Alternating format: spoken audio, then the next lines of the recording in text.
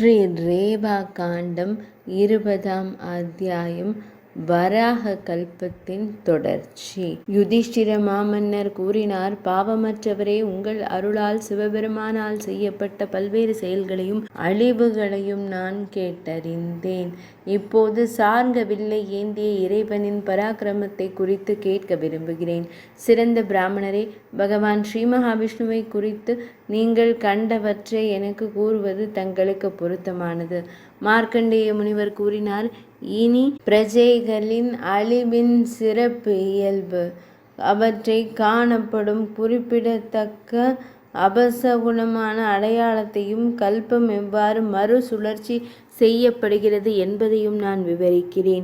இடியுடன் கூடிய தீப்பந்தங்கள் மற்றும் விண்கற்கள் விழுகின்றன, நிலநடுக்கம் ஏற்படுகிறது, புழுதி புயலும் பயங்கரமான பெருத்த சத்தமும் உண்டாகிறது.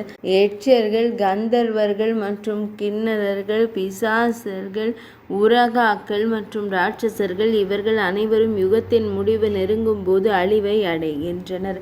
மலைகள், கடல்கள், ஆறுகள், பல்வேறு வகையான ஏரிகள், மரங்கள், கொடிகள் மற்றும் பொருட்கள் அனைத்தும் வறண்டு போகின்றன.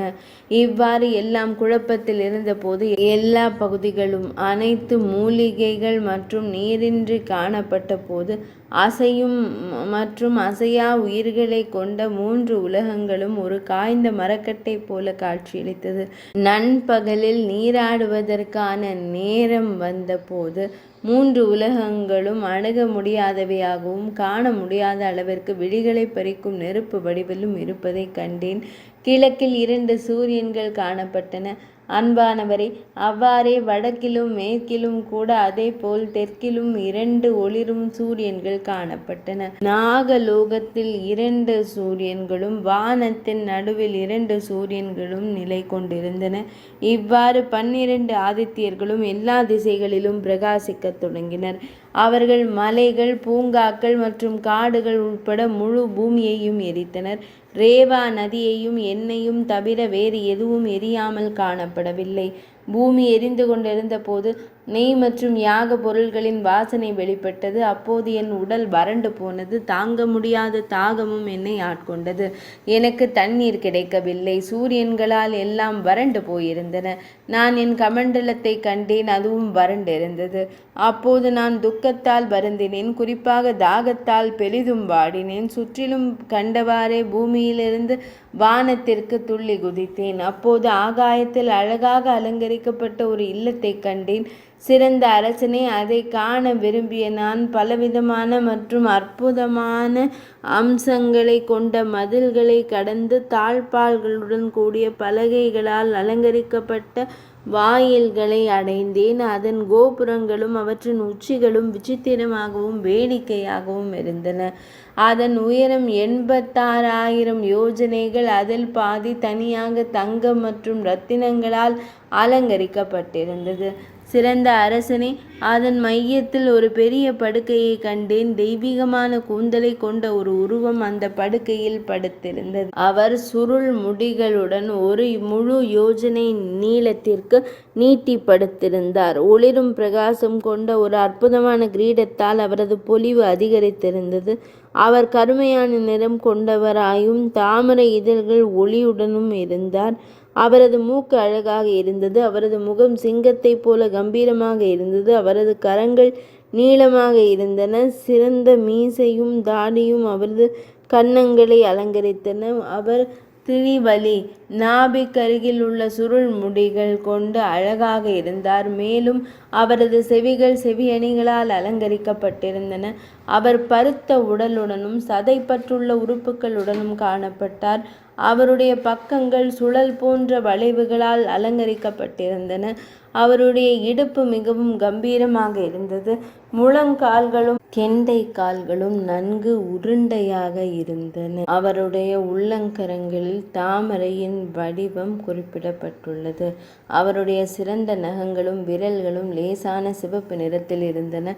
அவருடைய குரல் மேகங்களின் இடி முழக்கத்தை போல இருந்தது. அவர் ஒவ்வொரு உறுப்பிலும் அழகாக இருந்தார். இவ்வாறு நான் படுக்கையின் நடுவில் புருஷோத்தமரான இறைவனை கண்டேன். அவருடைய கரங்களில் சங்கம், சக்கரம் மற்றும் கதாயுதம் இருந்தன. அவர் தனது வலது பக்கமாக சயனம் கொண்டிருந்தார். அதாவது கிடந்த நிலையில் திருக்காட்சி தந்தருளினார். அவருடைய கரம் மேலே உயர்த்தப்பட்டிருந்தது. அதிலிருந்து ஜெபமாலை தொங்கிக் கொண்டிருந்தது. அவருடைய பிரகாசம் 10,000 சூரியன்களின் பிரகாசத்தை போல இருந்தது. அவரை கண்டதும் நான் அவர் மீது பக்தி கொண்டவராகி அதை போற்றுவதற்கு தயாரானேன். பிரார்த்தனை. இந்த போற்றி ஈசனாரும் பகவான் ஸ்ரீ மகாவிஷ்ணுவும் ஒருவரே என்பதை வலியுறுத்துகிறது. வெற்றி உண்டாகட்டும். ஈசனாரே வெற்றி உண்டாகட்டும். பாகீசனே சொல்லின் இறைவனே வெற்றி உண்டாகட்டும். திருமேனியில் தெய்வீக ஆபரணங்களால் அலங்கரிக்கப்பட்ட இறைவனே வெற்றி உண்டாகட்டும். தேவர்களின் இறைவனே, புகழுடையவரே, நித்தியமானவரே, தாமே அனைத்து உலகங்களுக்கும் உங்கள் உடலில் நிலை பெற்றுள்ளன. பரமேஸ்வரரை தாமே எங்கள் இலக்காவீர்கள். உண்மையில் தேவர்களின் இறைவனை, எல்லா உலகங்களும் உங்களையே ஆதாரமாக கொண்டு நிலை பெற்றுள்ளன. தாமே மிகச் சிறந்தவர். அனைத்து உயிரினங்களுக்கும் தாமே ஆதாரம். தாமே பூமியின் படைப்பாளியும் ஆதாரமும் ஆவீர். அக்னிஹோத்ரிகளின் ஹோத்ரு புரோகிதரின் செயல். தாமே சூத்திர மந்திரம். தாமே கோகர்ணம், புனிதத்தலம், பத்ரகர்ணம், நர்மதை நதிக்கரையில் உள்ள கர்ணாலி என்ற சிவஸ்தலம். தாமே மகேஸ்வர பிரதேசமும். தாமே அனைத்து கீர்த்திகளும். கீர்த்தியால் இருப்பவர் தாமே. துயரங்களையும் பாவங்களையும் அழிப்பவர் தாமே ஆவீர்கள். நைமிஷம், குருக்ஷேத்திரம் மற்றும் கயையில் உள்ள ஸ்ரீ மகாவிஷ்ணு பதம் தாமே ஆவீர்கள். இறைவா, பூமி உம்மால் விளையாட்டாக ஒரே காலால் மூடப்பட்டது. இறைவா, பலி சக்கரவர்த்தி உம்மால் கட்டுப்பட்டார். தேவேந்திரன் உம்மால் தமது பதவியில் மீண்டும் அமர்த்தப்பட்டார். இறைவா, கலி, துவாபர, திரேதா மற்றும் கிருத்த யுகங்கள் தாமே ஆவீர்கள். பிரலம்பனை அடக்கியவர் தாமே. தாமே படைப்பவர், தாமே அழிப்பவர், தாமே உலகங்களை தாங்குபவர், தாமே அனைத்தையும் அளிக்கும் காலம் தாமே ஆவீர்கள். தேவர்களின் அனைத்து குலங்களும் தம்மால் மட்டுமே படைக்கப்பட்டன. பகவானே, அனைத்து உலகங்களுக்கும் வழி தாமே ஆவீர்கள். தாமே முக்தி. தாமே மிக உயர்ந்த இலக்கு. ரஜோகுண வடிவமான நித்தியமான பிரம்மதேவர், தம்மிடமிருந்து பிறந்த இறைவன், தமது குரோதத்திலிருந்து கோபத்திலிருந்து தோன்றிய ருத்திரனும் அவ்வாறே உம்மிடமிருந்து பிறந்தவர். தாமே சத்துவகுணத்தில் நிலை பெற்றுள்ளீர். இறைவா, அசையும் மற்றும் அசையாத உயிரினங்கள் தம்மால் விளையாட்டிற்காக படைக்கப்பட்டுள்ளன. இவ்வாறு என் உடல் முழுவதும் தீர்ந்து கொண்டிருந்த போது என்னால் இறைவன் போற்றப்பட்டார். அரசனே, எல்லா உயிரினங்களுக்கும் அதிபதியான இறைவன் இவ்வாறு என்னால் மிகுந்த பக்தியுடன் போற்றப்பட்டார். தாம் இறைவனை போற்றி கொண்டிருந்த போதே அங்கே தாம் நீர் நிரம்பிய பானைகளை கண்டீர்கள். அப்போது என்னால் மறைக்கப்பட்டிருந்த தாகம் அதிகரித்தது. நான் அந்த புருஷரின் அருகில் சென்றேன். நீர் அருந்த விரும்பிய நான் இவ்வாறு எண்ணினேன். அவர் என்னை காணவில்லை. அவர் உறங்கிக் கொண்டிருந்தார். அவர் கண் விழிக்கவில்லை. பாவத்தால் மயக்கமடைந்து உறங்கிக் கொண்டிருப்பவரை எழுப்ப முயற்சிப்பவன் பிரம்மஹத்தி என்ற பெரும் பாவத்தை செய்கிறான். நான் இவ்வாறு சிந்தித்து கொண்டிருந்த போதே அங்கே இரண்டாவது ஒரு உருவம் வந்தது. அவர் எதுவும் பேசவில்லை, யாரையும் காணவில்லை. அவர் தனது தோளில் மான் தோலை அணிந்திருந்தார். அவரது சடை முடியுடன் இருந்தார். அவர் ஒரு கமண்டலத்தை பிடித்திருந்தார். ஒரு கோலையும் வைத்திருந்தார். ஒரு அரை கச்சை அவரை சுற்றி இருந்தது. அவர் 3 விழிகளை உடையவர். அவர் உடல் முழுவதும் சாம்பலை பூசியிருந்தார். அவர் மிகுந்த ஒளியுடன் விளங்கினார். நான் அவரை போற்ற விரும்பி தெளிந்த விழிகளால் அவரை கண்டு கொண்டிருந்த போது எல்லா ஆபரணங்களாலும் அலங்கரிக்கப்பட்ட ஒரு பெண் காணப்பட்டாள். அவள் ஒவ்வொரு அங்கத்திலும் சிறந்த அழகுடன் இருந்தாள். அவளை கண்டதும் நான் வெற்றி உண்டாகட்டும் என்று கூறி தரையில் பணிந்து வணங்கினேன். ருத்ரனின் அங்கங்களில் இருந்து தோன்றிய தேவியே வெற்றி உண்டாகட்டும். நித்தியமான பிராமியே வெற்றி உண்டாகட்டும். கௌமாரியே, மாகேந்திரியே, வைஷ்ணவியே, வாருணியே வெற்றி உண்டாகட்டும். தயாபரியே, சாவித்ரியே, குபேரியே வெற்றி உண்டாகட்டும். சிறந்த முகமுடைய தாத்ரியே வெற்றி உண்டாகட்டும். அசையும் மற்றும் அசையா உயிர்களை கொண்ட இந்த உலகில் தாகத்தால் தீந்து போன என் உடலை காத்தருள்வாயாக. ஸ்ரீ தேவி கூறினாள், பிராமணர்களுள் சிறந்தவரே, உங்களுடைய சிறந்த பேச்சினால் நான் மகிழ்ந்தேன். சிறந்த பிராமணரே, தமது மனதில் உள்ளதை நான் அறிந்து கொண்டேன். கேட்பீராக. பிராமணரே, நானும் இந்த கடுமையான விரதத்தை மேற்கொண்டுள்ளேன். அனைத்து பெண்களுக்கும் பொதுவான சபல புத்தியின் காரணமாக அறிவில் குறைந்தவளான என்னால் ஒரு கடுமையான விரதம் மேற்கொள்ளப்பட்டுள்ளது. உலகம் முழுவதும் நன்கு அறியப்பட்ட ஒரு நீதிமானான மகன் எனக்கு பிறக்க வேண்டுமானால் நான் முதலில் ஒரு பிராமணருக்கு பாலூட்டிவிட்டு அதன் பிறகுதான் என் மகனுக்கு பாலூட்டுவேன். மகாமுனிவரே, அத்தகைய ஒரு மகன் எனக்கு பிறந்திருக்கிறான்.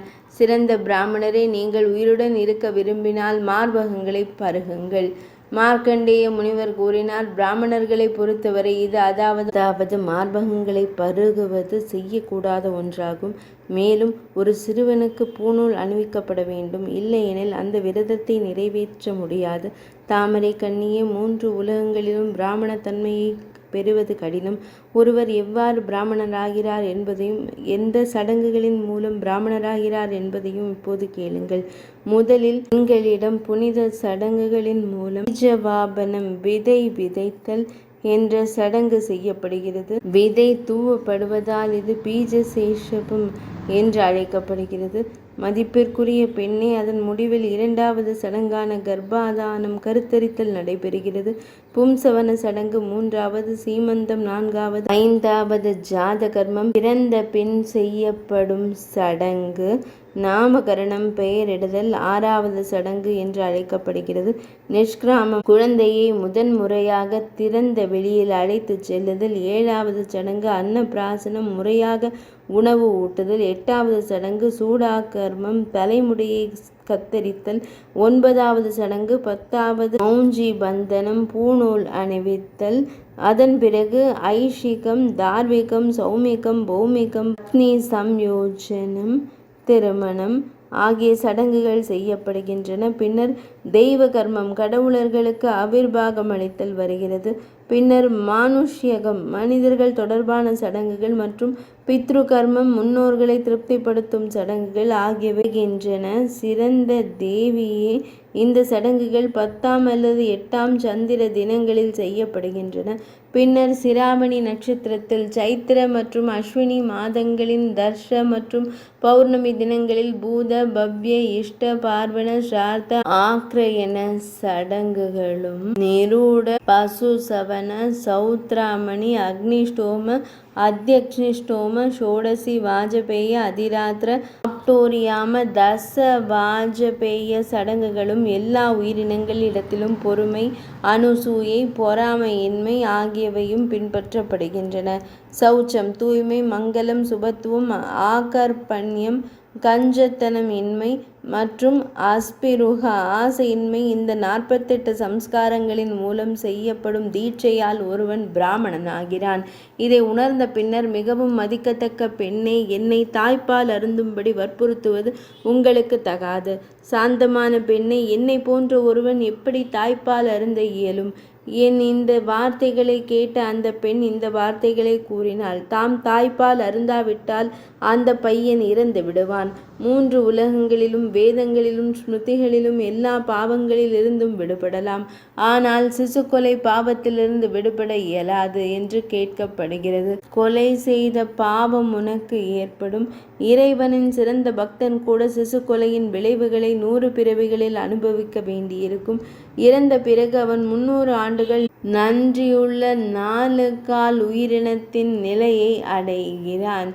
அதன் முடிவில் அவன் ஒரு காகத்தின் வயிற்றில் பிறக்கிறான். அங்கும் அவன் 800 பிறவிகளில் அந்த பாவச் செயலின் விளைவுகளை அனுபவிக்கிறான். அவன் 10 பிறவிகளில் கேழல் முகம் கொண்ட பன்றியாக பிறக்கிறான்.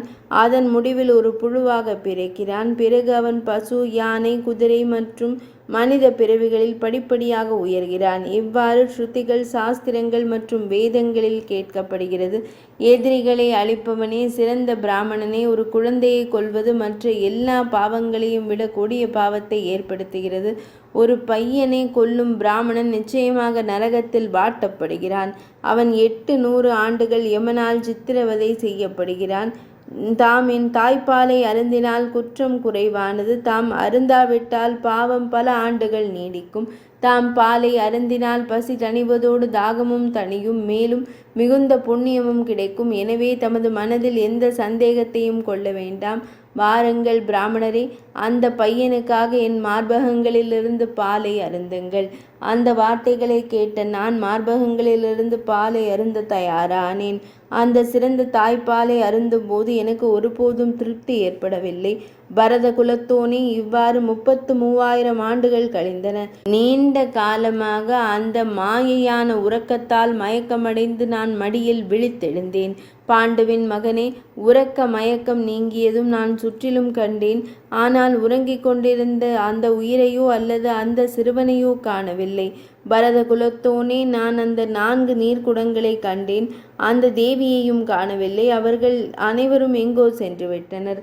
நான் இவ்வாறு சிந்தித்து கொண்டு அனைத்தையும் குறித்து சிந்தித்தபடி அங்கே நின்று கொண்டிருந்த போது அந்த தேவி லேசான புன்னகையுடன் இந்த வார்த்தைகளை கூறினாள். தேவி கூறினாள், உறங்கிக் கொண்டிருந்த அந்த நபர் பகவான் ஸ்ரீ கிருஷ்ணர். இரண்டாவதாக வந்தவர் ஹரர். அந்த 4 குடங்களும் சமுத்திரங்கள். சிறந்த பிராமணரே, உங்களால் காணப்பட்ட அந்த சிறுவன் உலகங்களின் பாட்டனான பிரம்மா. 7 காண்டங்களையும் மலைகளையும் கொண்டு பிருத்வியாக என்னை அறிந்து கொள்ளுங்கள். இங்கே பிராமணரே, உங்களை நிலத்தில் விட்டு சென்று நன்கு நிலை பெற்றிருக்கும் சிறந்த நர்மதை நதியை காண்கிறீர்கள். மங்களகரமான அம்சங்களை கொண்டு அவள் எல்லா உயிரினங்களின் நன்மைக்காக பாய்கிறாள். அவள் ரேவா நதி என்று நன்கு அறியப்பட்டவள். எனவே நர்மதை வற்றி போகவில்லை. இதை உணர்ந்து அமைதியாகவும் இயல்பாகவும் இருங்கள். மகா முனிவரே, இப்படி என்னிடம் கூறிவிட்டு அந்த தெய்வம் அங்கேயே மறைந்து விட்டது. இவ்வாறு தான் சத்வகுணத்தின் நிலை பெற்றிருக்கும் அந்த பெருமான் பிரளய காலத்தில் எப்போதும் சயனித்திருப்பார். எவருடைய ஆதரவால் இந்த அண்டம் நிலை பெற்றிருக்கிறதோ அந்த சத்துவ வடிவமான மகாபிரபு இவ்வாறு அந்த மகத்தான மற்றும் சிறந்த அதிசயம் என்னால் காணப்பட்டு அனுபவிக்கப்பட்டது. இது புண்ணியம் தருவது மற்றும் எல்லா பாவங்களையும் அளிப்பது. மனிதர்களில் சிறந்தவரே, இவ்வாறு இது விவரிக்கப்பட்டது. இதைத்தான் தாம் கேட்டிருந்தீர்கள். வலிமையான கரங்களை கொண்ட அரசனே, வேறு என்ன தாங்கள் கேட்க விரும்புகிறீர்கள்? 20ஆம் அத்தியாயம் இனிதே நிறைவடைந்தது.